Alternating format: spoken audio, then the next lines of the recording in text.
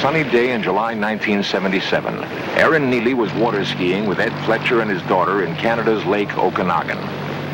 As shown in this reenactment, Aaron was an expert and had skied these waters many times. Neither Ed nor his daughter was alarmed when Aaron took a spill, but they were when she started screaming.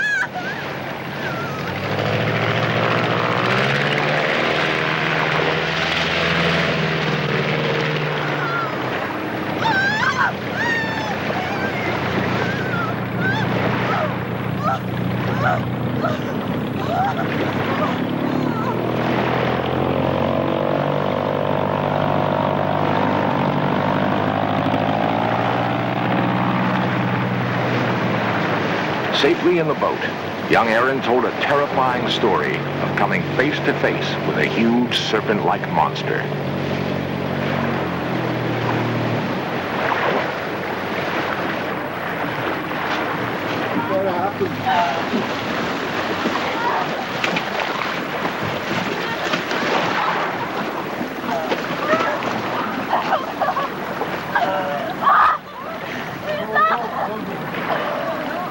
Aaron was not the first person to see such a creature in Lake Okanagan, nor the last.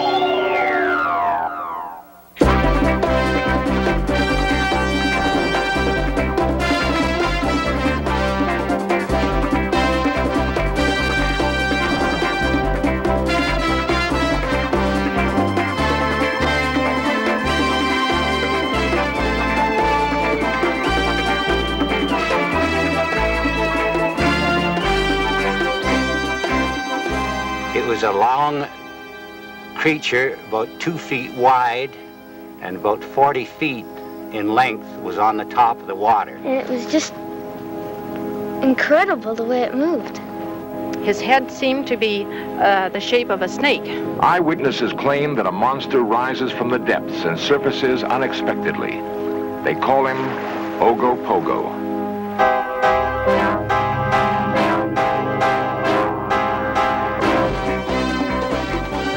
This series presents information based in part on theory and conjecture. The producer's purpose is to suggest some possible explanations, but not necessarily the only ones, to the mysteries we will examine. Many believe that a mysterious monster lives in the depths of Loch Ness in Scotland. This ancient ruin marks the spot where St. Columba first sighted the creature in 565 AD. Loch Ness, however, is not the only place where forbidding monsters are reported to dwell. In British Columbia, Lake Okanagan is reputed to be the home of a giant water creature similar to the one in Loch Ness. Both lakes are remarkably alike, lying at almost the same latitude. Both are long and narrow, having areas of great depth. Both were formed by cataclysmic shifts of the Earth's crust. They have similar temperatures and contain almost identical types of fish. This is a famous picture claimed to be of the Loch Ness Monster. The head bears a striking resemblance to that of a prehistoric creature. Reports of beasts of immense length indicate that creatures like these may still exist. But how could it be possible for them to survive undetected for millions of years? If such creatures unknown to science do indeed exist, what could they be? Fish, mammal, reptile, or some species long thought to be extinct? 40 years ago, the scientific world was stunned by the discovery of a coelacanth, a fish believed to have been extinct for 60 million years. Not only was it very much alive, but many times larger than any of its ancestors. If such a discovery happened once, could it not happen again? On the surface, Lake Okanagan presents a scene of calm beauty, but this view can change in a moment. Winds rise seemingly from nowhere, whipping the lake into a fury. Can it be that below this changeable surface dwells a creature rivaling the famous Loch Ness Monster? The Okanagan Indians have lived near the shores of the lake for centuries, long before the white man. Like all Indians, they hold a deep reverence for nature, believing that all of creation is part of the plan of the Great Spirit. The Indians of Okanagan both respect and fear their lake, Many of their legends are built around it.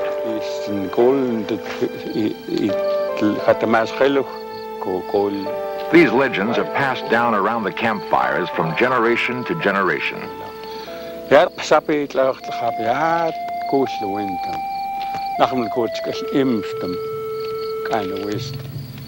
You know, and this lake is like a living sacred thing.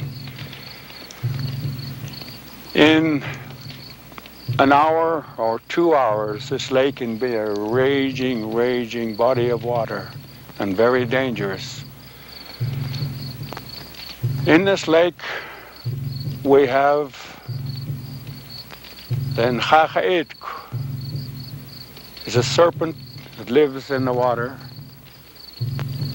and it's been told to me by my great-grandfather, and told to him by his ancestors.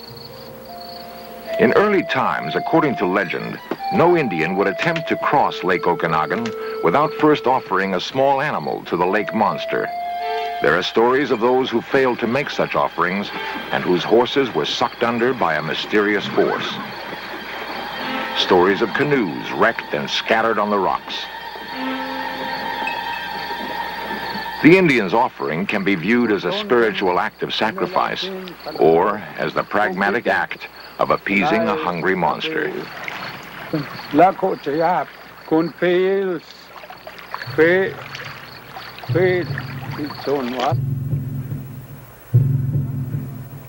At the Kelowna Museum near Lake Okanagan, we talked with curator Ursula Surtees, who has devoted years to the study of the local Indian culture. Nahatik lived about midway down Okanagan Lake in a little cabin underneath Squally Point. And Ogopogo, or Nahatik, was a creature that had to be appeased whenever the occasion arose. Many people have cast some doubts as to whether Ogopogo was really there, but the Indian people have for years known about Ogopogo, and we have learned over a long period of time that Indian legends, for the most part, have a very substantial amount of fact and truth in them. Mary Moon is the author of Ogopogo, the Okanagan Mystery. I first came up into this lake country in 1972 as assistant editor of a magazine to write 7 or 8 stories about this area. And everywhere I went up and down the valley, they kept saying this funny word, Ogopogo, Ogopogo. And I said, what's an Ogopogo? And they said, oh, the snake in the lake. And I said, what? They said, the snake in the lake. And I said, please tell me about it. And they rounded up half a dozen people, 7 or 8 people, of stunning respectability and great enthusiasm and great sincerity. And they told me their stories, and they all hung together. We launched our boat at Peachland. Harry and Betty Staines have often cruised these waters. About 1/3 of the way across, we noticed a commotion in the water to our right, and we turned our boat in that direction. When we got near this area, we noticed this huge creature emerge from the water and was swimming in a northerly direction. When I looked at it, I was just scared to death. It looked so huge. And I remember in particular the fins on the top of it, the bone structures. You know, it was just so, really stood out, the white bone structure. And I said, oh, it's got fins, you know, and I said to Harry, let's not go any closer. It just may tip the boat over. It was so big. We've been holidaying in this area for the past 30 years with our family. We've heard of Ogopogo, but we never believed in it. But Betty and I are real believers now that there's a huge creature in this lake. Jeffrey Sherwin remembers. It was a calm day, just like it is today. We were fishing on the lake, my son David, myself, and his 2 friends. Parallel to the shore, we were trolling when one of the boys shouted, "Look at that funny-looking wave." I turned and looked at the strangest-looking thing I'd ever seen in my life. I saw 2 humps sticking out of the water, heading for shore. We watched it for a full 3 minutes. As the object, whatever it was, reached the shore, it was 5 feet short of the shore. I expected to see it walk up out of the water when the whole thing sank. I don't know what it was, but I think I saw Ogopogo. I've been ridiculed about this many times since, But I'll tell you right now, there's no way that I'd make a liar out of my son and his friends. The first time Ed Fletcher and his daughter Jill. Jill and I were idling out in the bay there, and we were all about 2 blocks from the shore, and all of a sudden this huge mound came up in front of us, and we shut the boat off, and by the time that the boat had stopped, we had almost coasted up to within reaching distance of it. And that particular day, we chased Ogopogo for about an hour and a half, and out of an hour and a half, we got 5 pictures. We saw just around 50 feet out, just one hump. There was just one hump there. I guess it would have been around 3 feet high, and it was dark. And one of the reasons we believe that we've seen it so many times is because of the boat. The boat has an electrical current developed by the motor going through into the rudder, and this creates what they call electrolysis. And electrolysis is a high amperage which attracts marine life, and the first year that we went out, we thought we were chasing Ogopogo, but we find that Ogopogo's attracted to the boat and it's following us. We've seen Ogopogo 40 or 50 times. At first glance, Ed Fletcher's pictures look like a wave. But a closer look reveals something much more difficult to explain. Intrigued by Ed Fletcher's pictures, our camera team decided to explore beneath the surface of Lake Okanagan in search of the Ogopogo monster. Cal Bevan, in red scuba gear, is a local diver who's made many attempts to find the monster. He agreed to try again. Our cameraman is Barry Heron, an expert underwater photographer. As the lake is over 80 miles long, his chance of filming the monster is slim. They decided to dive in the area where Ed Fletcher stated he had sighted Ogopogo many times. Okay, thank you very much. We'll give it a whirl and, okay, let's fire up.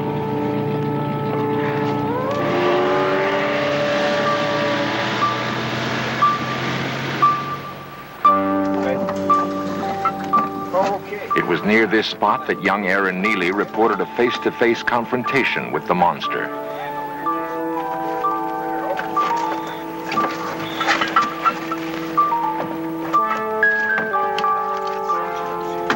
The heavy underwater camera and housing becomes buoyant and easy to handle below the surface.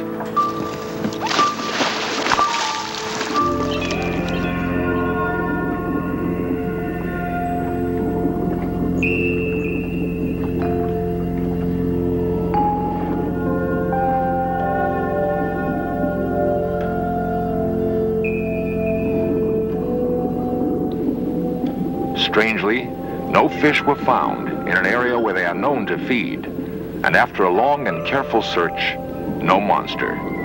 At least none in this section of the lake. Hoping for new information, a public meeting was announced through the local press. We were amazed by the number of people who related unusual sightings. How many people have seen Ogopogo here? How many people in this crowd have seen? Hold your hand up. Good. It was a hot summer morning, and the lake was just like a mirror. And when my mother and I saw it, was between Trout Creek Point and Summerland. And this head came up out of the water like a huge horse's head. And the back of it was quite calm. The lake was still there. Then its head went down, and the back of it just lashed like this, and I would estimate it would be about 35 feet long. And the whole thing I seen, head and all. And boy, he all at once, he went down. He must have seen me. Went down, and the waves all. Another guy by the name of Ed, he's not here anymore. He's in Prince George. He stopped behind me. And he says, what did you see? I just seen the Ogopogo. And all at once he says, gee, look at the waves in there. I says, yeah, I just seen Ogopogo, the whole thing, I says. He didn't believe me. He says, but, oh, it's true, it must be true then. So we says, let's go to the Willow Inn for coffee. And we went down the Willow Inn and told everybody, you're crazy. What have you been drinking? I says, nothing. I says, I just seen Ogopogo. Didn't believe me, eh? Obviously, these people had seen something. But moving images reflected in the water can be deceiving. Well, I grow grapes across the lake, and I was sitting on my tractor cultivating my vineyard, and I looked down in the water, and there was a big black, looked like a big black log about 50 or 60 feet long. So I stopped the tractor, and I thought, well, maybe I should go down there and cut that up because I'm looking for some cedar posts. A few minutes later, some little waves started coming from my log, and I thought, well, that thing must be alive. And suddenly, it started up, made a huge circle, and a terrific lashing of water, and then two coils came out of the water about 4 or 5 feet high, and they were the most beautiful green you have ever seen. We were part of a large group on a family picnic sort of thing in the summertime, and about 6 o'clock in the evening, the water was all quiet and calm, much as it is right now, and all of a sudden it started to churn. Yes, it was definitely something serpentine about this creature. It made its own wake behind it. Waves from passing boats often take 5 minutes to reach the shore. Could such waves appear to be large humps moving through the water? It had 3 humps, and it looked like the shadow of a tail at the back. One day, our crew was the victim of a hoax. Someone with a sense of humor tied 3 tires together. For a moment, the In Search of camera team thought they'd seen Ogopogo. Even allowing for optical illusions, there's much that is difficult to explain away in the many sightings. One thing is certain, the sincerity of the people interviewed. Ed Fletcher, for example, has spent a great deal of time and money continuing his own investigation. Do I understand that you saw a creature in the lake that had texture something like the skin of this shark that's swimming past here? Yes, very much similar, sir. Very smooth and shiny. No scales? No, very similar to the shark and very similar to a whale skin. Have you seen sharks and whales up close? Oh, yes, I have. In an attempt to identify what he had seen, Ed met with Willard Bascom, director of the Southern California Coastal Waters Research Project. Beside the tanks at a nearby museum, Fletcher compared the monster he had seen with some of the aquarium's underwater creatures. Oh, no, it swam this way. Side to side? Yeah. This creature we saw it didn't have fins. When it was swimming, it would show mounds in the water, only because of the way it was swimming like a snake. Ed learned that whales are capable of withstanding sudden and extreme changes of depths and pressures. But whales are saltwater mammals, not likely to be found in a mountain lake. Some believe Ogopogo to be a giant eel. Eels are known to grow to lengths of 20 feet, and they do inhabit freshwater lakes. One theory states that eunuch eels with little or no sex drive do not participate in the mating migration, but remain feeding on the bottom of lakes and grow to enormous size. Could Ogopogo be one of these? As their first attempt was inconclusive, our divers decide to try again. This time off Squally Point, where Indian legends tell of the cave-like home of the lake monster.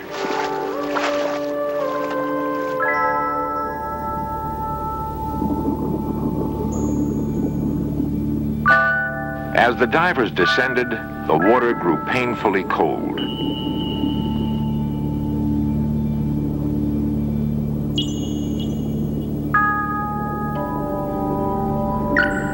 Amid the rocks, our divers found many cavernous openings, but no signs of Ogopogo living in any of them. Unable to capture the monster on film, our searchers had one more contact to make. The authoress of Beneath the Depths, Arlene Gall, who owns the only known motion picture footage reputed to be of Ogopogo. The most conclusive evidence that I personally feel that we have on the Ogopogo is the fold and film.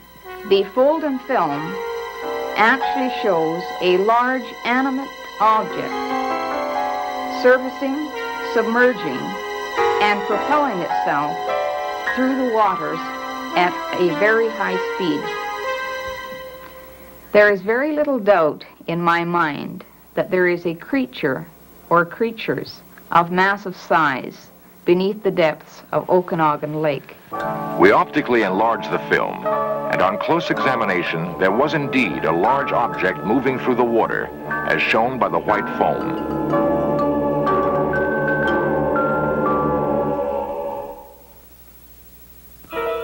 Professor Willard Bascom comments on the conditions necessary for the development of a monster. One of the difficult problems is this is in a fairly small lake, which is only 90 miles long and 2 or 3 miles wide.